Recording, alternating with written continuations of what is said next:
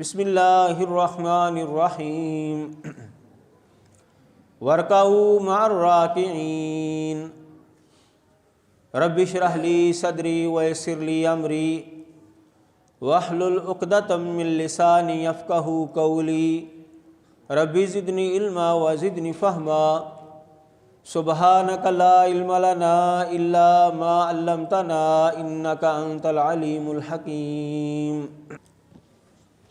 جیسا کہ احباب کو علم ہے، ہمارا موضوع چل رہا تھا نماز کے مسائل کے متعلقہ۔ کئی باتیں آپ کے سامنے رکھی گئیں،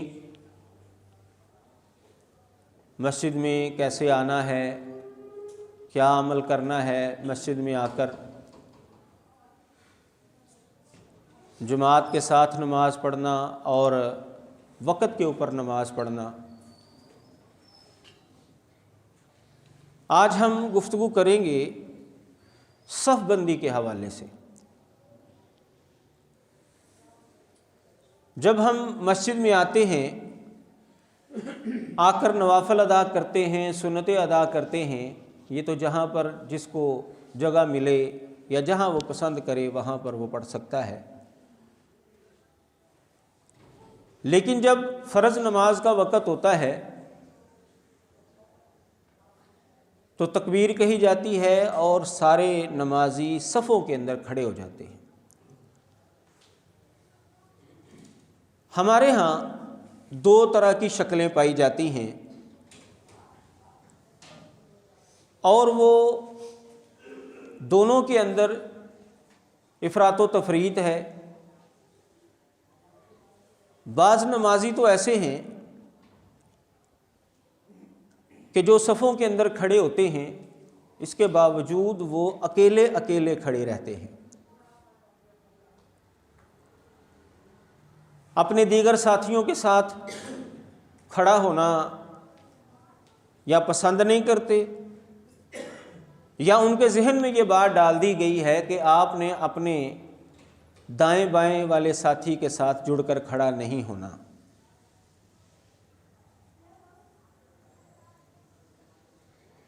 اور دوسری صورت یہ پائی جاتی ہے کہ ہمارے احباب خاص طور پر جو ایک دوسرے کے ساتھ جڑ کر کھڑے ہونے کے قائل ہیں، اہل حدیث حضرات، ان کے اندر خامی یہ پائی جاتی ہے کہ وہ اپنے پاؤں اپنے جسم سے زیادہ کھول لیتے ہیں اور اپنے دائیں بائیں والے کے ساتھ ان کا پاؤں تو مل جاتا ہے لیکن ان کا کندھا جو ہے وہ نہیں ملتا۔ اسلام نے ہمیں اس کے بارے میں کیا سبق دیا ہے اور کیسے ہم نے صف بندی کرنی ہے، اور اگر ہم اس کے مطابق صف نہیں بنائیں گے تو ہماری نماز کے اندر خامی پیدا ہو جائے گی، کمی پیدا ہو جائے گی۔ اس کے اوپر انشاءاللہ آج گفتگو کریں گے۔ سب سے پہلی حدیث حضرت انس بن مالک رضی اللہ تعالیٰ عنہ کی صحیح بخاری کے اندر حدیث ہے۔ بیان کرتے ہیں اقیمت الصلاۃ، نماز کی اقامت ہو گئی، نبی علیہ الصلاۃ والسلام اپنے مصلی پر کھڑے ہوئے تھے، فاقبل علینا رسول اللہ صلی اللہ علیہ وسلم، اقامت کے بعد نبی علیہ الصلاۃ والسلام نے ہماری طرف رخ کیا، فقال اقیموا صفوفکم، آپ نے فرمایا اپنی صفوں کو سیدھا کرو، وتراسوا، اور مل کر کھڑے ہو جاؤ۔ قرآن مجید میں لفظ آتا ہے ان اللہ یحب الذین یقاتلون فی سبیلہ صفا کأنہم بنیان مرصوص، اللہ تعالیٰ ان لوگوں سے محبت کرتا ہے جو اللہ کے راستے میں لڑائی کرتے ہیں صف بستہ ہو کر، گویا کہ وہ مضبوط دیوار ہے، بنیان مرصوص ہیں۔ بنیان مرصوص یعنی مضبوط دیوار، اس کو کہا جاتا ہے کہ جس کے پتھر، جس کی اینٹیں ایک دوسرے کے ساتھ جڑی ہوئی ہوں۔ آپ کو پتہ ہے اکیلی اینٹ جو ہے جتنی مرضی مضبوط آپ لگا لیں، اس کو آپ ٹھوکر لگائیں گے تو وہ فوراً اکھڑ جائے گی، لیکن جب وہی زیادہ اینٹیں مل کر ان کی دیوار بنائی جاتی ہے تو پھر بڑی مشکل سے وہ ٹوٹتی ہے، کیونکہ اب وہ بنیاد مرصوص بن چکی ہے، ایک دوسرے کے ساتھ وہ جڑی ہوئی ہیں۔ تو نبی علیہ الصلوۃ والسلام نے فرمایا کہ صفوں کو سیدھا کرو وتراسو، اور آپس میں مل کر کھڑے ہو جاؤ۔ بنیاد مرصوص وہی لفظ یہاں پر استعمال کیا ہے، تو ایک دوسرے کے ساتھ جڑ کر کھڑے ہونا ہے، یہ نبی علیہ السلام کا حکم ہے۔ فإنی اراکم من وراء ظہری، نبی علیہ الصلوۃ والسلام کا یہ معجزہ تھا کہ جب آپ نماز کے لیے کھڑے ہوتے تھے تو جیسے آپ کو سامنے نظر آتا ہے، نماز کی حالت میں آپ کو پیچھے سے بھی نظر آتا تھا۔ تو آپ نے فرمایا میں تم کو پیچھے سے دیکھتا ہوں، تمہاری صفیں جو ہیں وہ ٹیڑھی میڑھی ہو جاتی ہیں، لہٰذا تم صفوں کو سیدھا بنانا ہے اور مل کر کھڑے ہونا ہے، رصوص کے ساتھ تم نے کھڑے ہونا ہے۔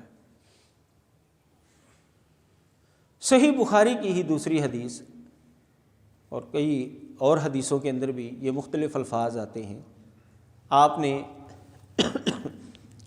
سنے ہوں گے، خاص طور پر جب حرم میں نماز شروع ہوتی ہے تو امام صاحب جو ہیں وہ یہ جملے استعمال کرتے ہیں، سووا صفوفکم وتراسو، صفوں کو سیدھا کر لو، مل کر کھڑے ہو جاؤ۔ یہ نبی علیہ الصلوۃ والسلام یہ جملے دہرایا کرتے تھے، جیسے ہم بھی اللہ کی توفیق سے نماز کھڑی کرنے سے پہلے اپنی زبان کے اندر آپ کو کہتے ہیں کہ ایک دوسرے کے ساتھ مل کر کھڑے ہو جائیں، صفوں کو سیدھا کر لیں۔ یہ نبی علیہ الصلوۃ والسلام کے جملے ہیں، یہ وہ دہرایا کرتے تھے نمازوں کو شروع کرنے سے پہلے، صحابہ کو تلقین کرتے تھے کہ صفوں کو سیدھا کرنا ہے اور مل کر کھڑے ہونا ہے۔ سووا صفوفکم استووا ولا تختلفوا اقیموا الصفوف فإنی اراکم خلف ظہری، یہ الفاظ آپ استعمال کرتے تھے، جن کا مطلب یہ ہے کہ مل کر کھڑے ہو جاؤ، برابر کھڑے ہو جاؤ، صفوں کو سیدھا کرو۔ ایک روایت کے اندر یہ الفاظ آتے ہیں کہ جیسے تیر کی وہ لکڑی وہ سیدھی کی جاتی ہے نا، صحابہ کہتے ہیں نبی علیہ السلام اس طرح ہمیں سیدھا کیا کرتے تھے نمازوں کے اندر، اس طرح بالکل سیدھی جو ہے نا وہ تمہاری صف ہونی چاہیے، لائن ہونی چاہیے۔ یہاں پر کوئی آگے ہے، کوئی تھوڑا سا پیچھے ہے، اور کوئی تھوڑا سا دائیں ہے، کوئی تھوڑا سا بائیں ہے، یہ طرز عمل درست نہیں ہے۔ صحیح بخاری کے اندر ہی ایک حدیث ہے، نبی علیہ الصلوۃ والسلام نے فرمایا سووا صفوفکم، صفوں کو سیدھا کر لو، فإن تسویۃ الصفوف من اقامت الصلاۃ، کیونکہ صفوں کو سیدھا کرنا یہ نماز کے قائم کرنے میں سے ہے۔ جیسا کہ میں نے شروع میں تمہید کے اندر یہ بات بیان کی کہ اگر صفوں کو درست نہیں کیا جائے گا، وہ خواہ ہمارے ساتھی ہوں یا دوسرے مسلک کے ساتھی ہوں، نماز کے اندر خامی آ جائے گی۔ یہ حدیث ہے جو میں نے آپ کے سامنے رکھی ہے۔ نبی علیہ الصلوۃ والسلام نے فرمایا صفوں کو سیدھا کرو، فإن تسویۃ الصفوف من اقامت الصلاۃ، کیونکہ صفوں کو سیدھا کرنا یہ اقامت صلاۃ کا حصہ ہے، اور قرآن مجید کے اندر نماز کو قائم کرنے کا حکم دیا گیا ہے، اقیموا الصلاۃ، نماز کو قائم کرو۔ اب نماز کو قائم کرنے کا جب ہمیں حکم ہے تو اس کا مطلب یہ ہے کہ نماز کی تمام شرائط اور قیود کے ساتھ ہم نے نماز ادا کرنی ہے۔ تو نبی علیہ الصلوۃ والسلام نے صفوں کو سیدھا کرنا نماز کے قیام کرنے کا ایک جز اور ایک حصہ قرار دیا ہے۔ اگر ہم باقی نماز صحیح پڑھیں اور صف ہماری درست نہ ہو تو اس کا مطلب یہ ہے کہ اقامت صلاۃ کے اندر ہمارے خامی آ گئی ہے، اور اقامت صلاۃ کے اندر خامی آنے کا مطلب یہی ہے کہ ہم اللہ تبارک و تعالیٰ کے حکم کے اوپر پورا عمل نہیں کر پا رہے۔ تو جب ہم پورا عمل نہیں کریں گے تو ظاہر ہے پھر ہمارے عمل کے اندر نقص آ جائے گا، کمی آ جائے گی۔ ثواب کے اندر لا محالہ جو ہے وہ کمی آ جائے گی۔ تو نماز کے اندر سب کو سیدھا کرنا، مل کر کھڑے ہونا، یہ نماز کا حصہ ہے، یہ جز ہے اس کا۔ بچپن میں ہم جب قاری صاحب سے پڑھا کرتے تھے، قرآن مجید پارہ پڑھتے تھے، تو انہوں نے ہمیں یہ سبق دیا تھا کہ جب تم نے نماز کے لیے کھڑا ہونا ہے تو تم نے اپنے پاؤں کے اندر جو ہے نا ایک بلشت اور ایک گینٹ کا جتنا جو ہے نا فاصلہ رکھنا ہے دونوں پاؤں کے اندر۔ تو ہم چونکہ بچے تھے تو ہم رکوع کے اندر جب جاتے تو پھر ہم باقاعدہ جو ہے نا وہ ایسے منا کرتے تھے، ایسے کیا کرتے تھے کہ ہمارے پاؤں جو زیادہ تو نہیں کھلے یا کم تو نہیں کھلے ہوئے۔ تو جب ہم احادیث کو پڑھنا شروع ہوئے، اس لائن کے اوپر آئے، تو پتہ چلا کہ یہ تو کسی حدیث کے اندر مسئلہ ہے ہی نہیں، بس ہمارے معاشرے کے اندر ایک بات مشہور ہو جاتی ہے اور لوگ سمجھتے ہیں کہ شاید یہ بھی دین کا مسئلہ ہے۔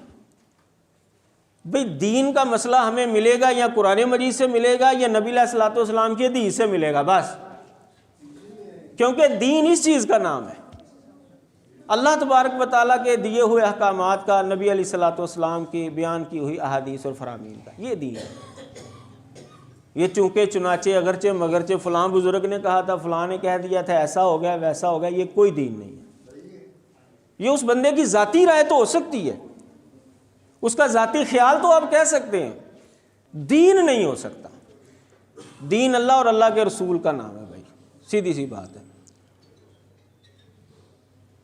تو رسول اللہ صلی اللہ علیہ وسلم نے صفوں کو سیدھا کرنا اقامت صلاۃ کا حصہ قرار دیا ہے، کہ جز قرار دیا ہے۔ اس لیے جماعت کے اندر جب ہم نے کھڑے ہونا ہے تو صفوں کو سیدھا کرنا ہے۔ اب تو اتنا مسئلہ بھی نہیں ہے، ہر مسجد کے اندر جو ہے وہ قالین اور صف جو ہے وہ بچھائی ہوتی ہے، دری بچھائی ہوتی ہے، بس وہاں پر پاؤں ہی رکھنے ہیں، پاؤں جو ہے وہ خیال کے ساتھ رکھ لیے جائے، سب خود بخود سیدھی ہو جاتی ہے، خود بخود سیدھی ہو جاتی ہے۔ پہلے زمانے میں جب صفوں کا مسئلہ نہیں تھا، ماڑے حالات تھے، اس وقت تو ظاہر ہے کچی زمین کے اوپر جو ہے وہ کھڑے ہوتے تھے نمازی، نبی علیہ الصلوۃ والسلام کے زمانے میں بھی ایسا ہی تھا، تو اس وقت تو پرابلم ہوتی تھی، مشکل ہوتی تھی سب کو سیدھا کرنا۔ اب تو صف پہلے سے سیدھی ہو چکی ہے، ہم نے صرف اس کے اوپر پاؤں رکھنا ہے اور صحیح طریقے سے کھڑے ہونا ہے، بس۔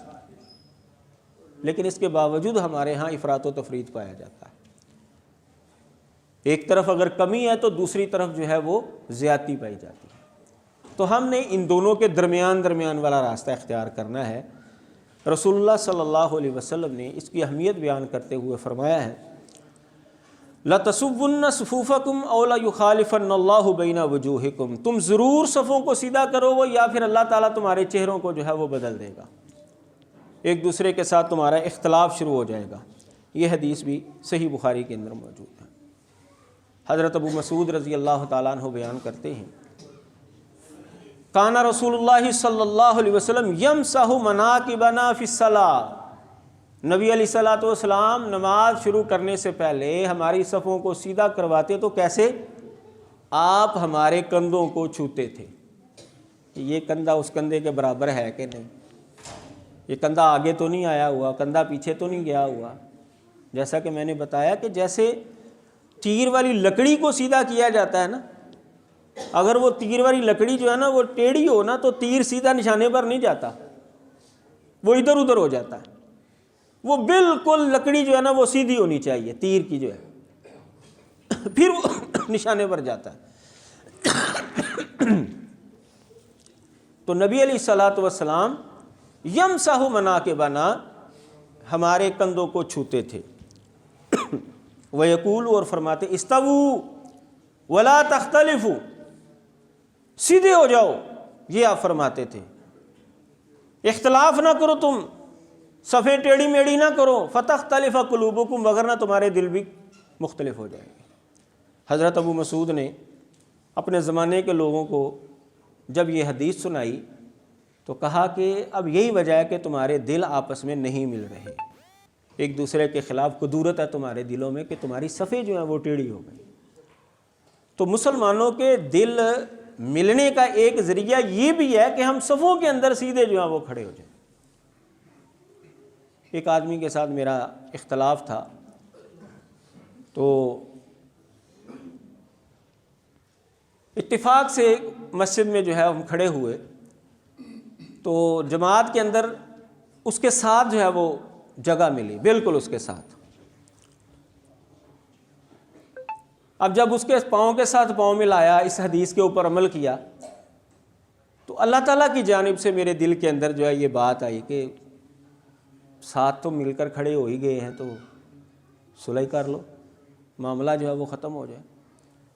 تو جب سلام پھیری تو الحمدللہ جو ہے میں نے پھر اس کے ساتھ صلح کر لی۔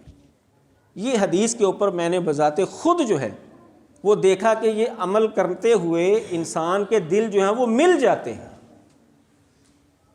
تو اگر کسی کے ساتھ ناراضگی ہے، ان دونوں کو آپ نماز کے اندر کھڑا کر دیں، انشاءاللہ ان کے دل بھی مل جائیں گے، صلح ہو جائے گی ان کو۔ یہ ذاتی تجربہ ہے۔ تو رسول اللہ صلی اللہ علیہ وسلم کے فرمان کے اوپر اگر ہم عمل نہیں کریں گے تو ہمارے اندر جو ہے وہ اختلاف پیدا ہو جائے گا۔ اب صحابہ کے سامنے جب نبی علیہ الصلوۃ والسلام کے یہ فرامین آئے تو وہ کھڑے کیسے ہوتے تھے؟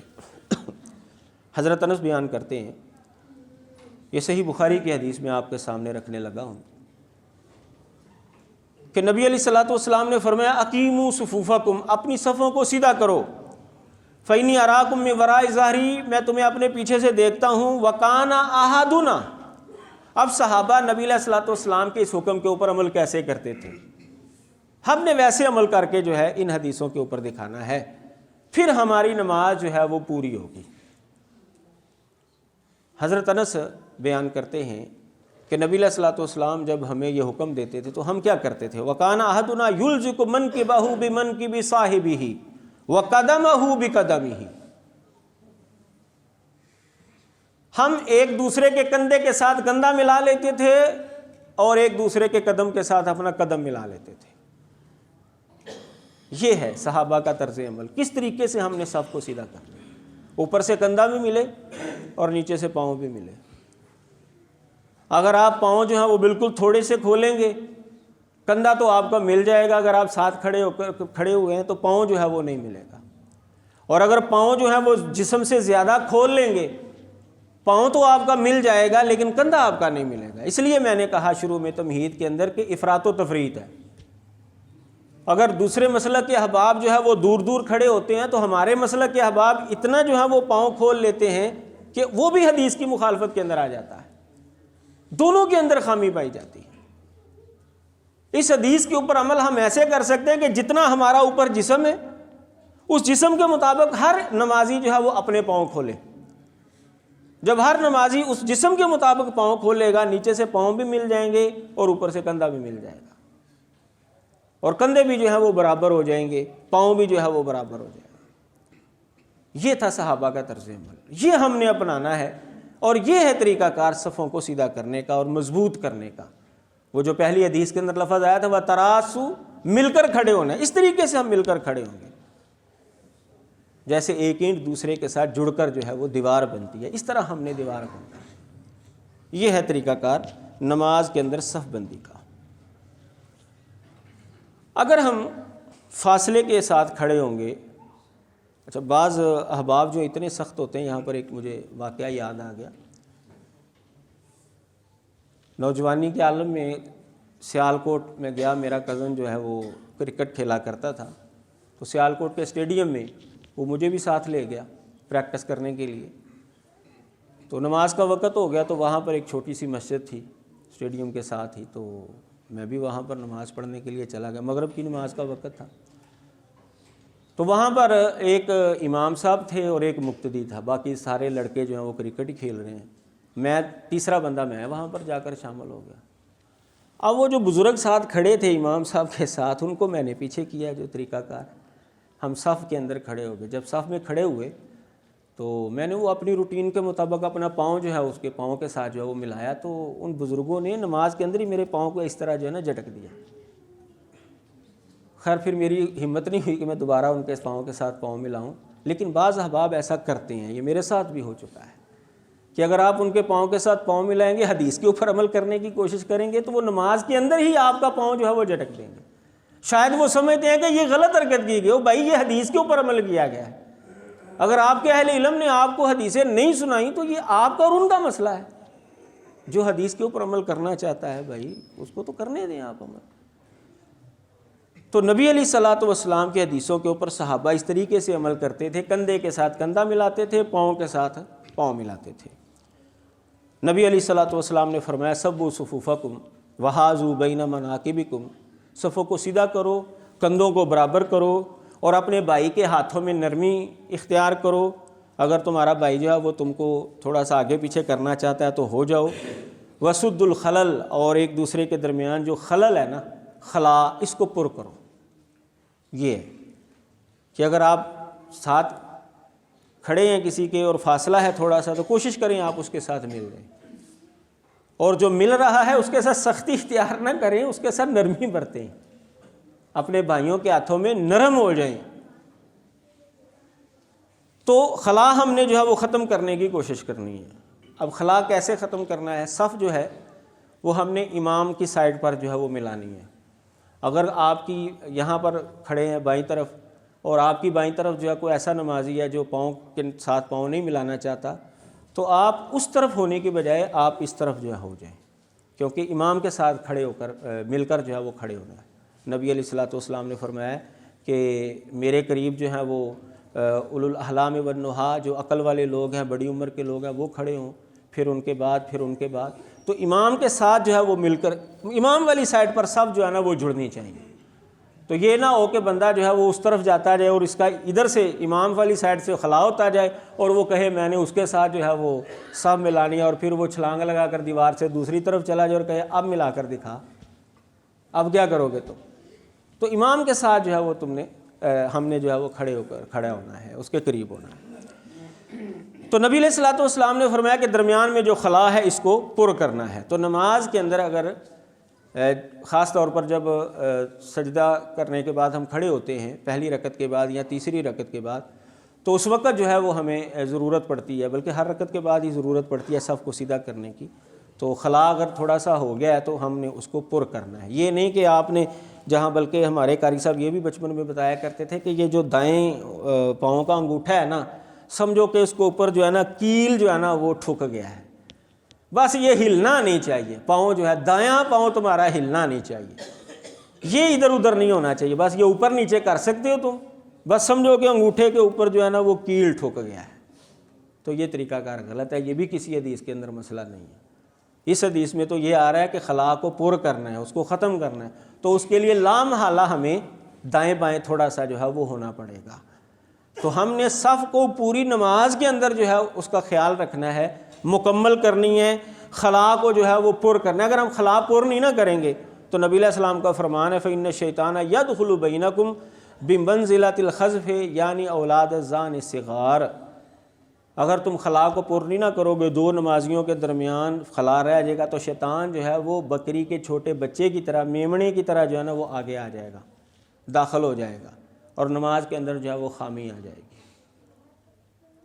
یہ مسند احمد کے اندر روایت موجود ہے، شیخ البانی رحمہ اللہ نے اس حدیث کو صحیح قرار دیا ہے۔ ایک آدمی کے سامنے، ایک نوجوان کے سامنے میں نے یہ حدیث رکھی، تو اب وہ جیسے وہ سیکھ کر آیا تھا اسی طرح کی اس نے بات کی۔ میں نے کہا جی اگر ہم ایک دوسرے کے ساتھ نہیں مل کر کھڑے ہوں گے تو شیطان جو ہے وہ داخل ہو جائے گا، تو نماز کے اندر جو ہے وہ خامی آ جائے گی۔ نبی علیہ الصلوۃ والسلام کی حدیث ہے۔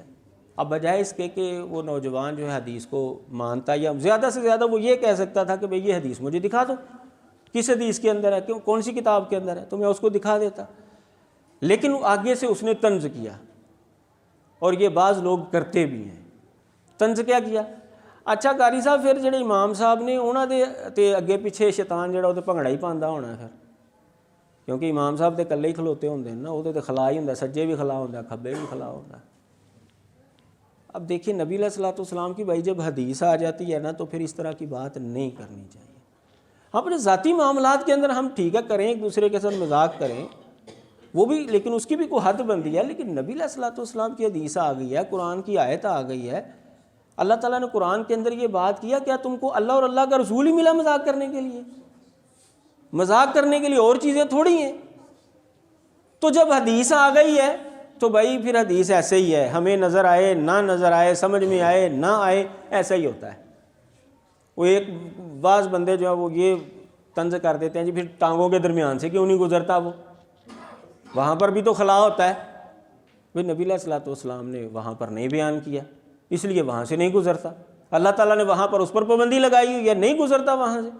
جہاں پر اس کو اجازت دی ہے وہاں پر ہمیں پابند کیا تم نے مل کر کھڑے ہونا ہے، وہاں سے ہم نے اس کو گزرنے نہیں دینا۔ باقی اور جس مرضی جگہ سے گزر جائے وہ ہم سے پوچھے ہی نہیں جائے گا، وہ ہمارا مسئلہ ہی نہیں ہے، وہ اللہ کا مسئلہ ہے یا وہ شیطان کا مسئلہ ہے، ہمارا مسئلہ ہی نہیں ہے وہ۔ ہمارا جو مسئلہ حدیث کے اندر آ گیا وہ یہ ہے کہ ہم نے ایک دوسرے کے ساتھ مل کر کھڑے ہونا ہے۔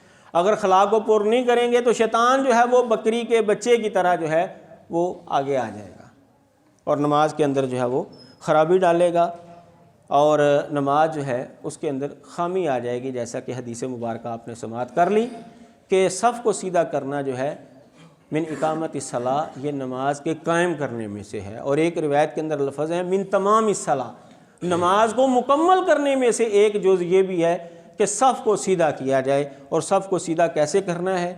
ہر انسان اپنے اوپر والے جسم کے مطابق پاؤں کھولے، پاؤں کے ساتھ پاؤں بھی مل جائے گا، کندھے کے ساتھ کندھا بھی مل جائے گا۔ صحابہ کا طریقہ کار یہی تھا۔ وآخر دعوانا ان الحمد للہ رب العالمین۔ ہمارے بعض وہ احباب جو کرسیوں کے اوپر بیٹھ کر نماز پڑھتے ہیں،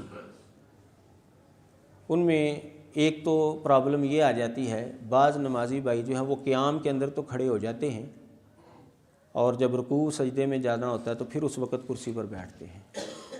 تو جب وہ قیام کے اندر کھڑے ہوتے ہیں تو وہ آدھی صف کے اوپر کھڑے ہوتے ہیں، کیونکہ کرسی ان کی جو ہے وہ سمجھتے ہیں کہ شاید ہماری کرسی نے جو ہے وہ صف بندی کرنی ہے۔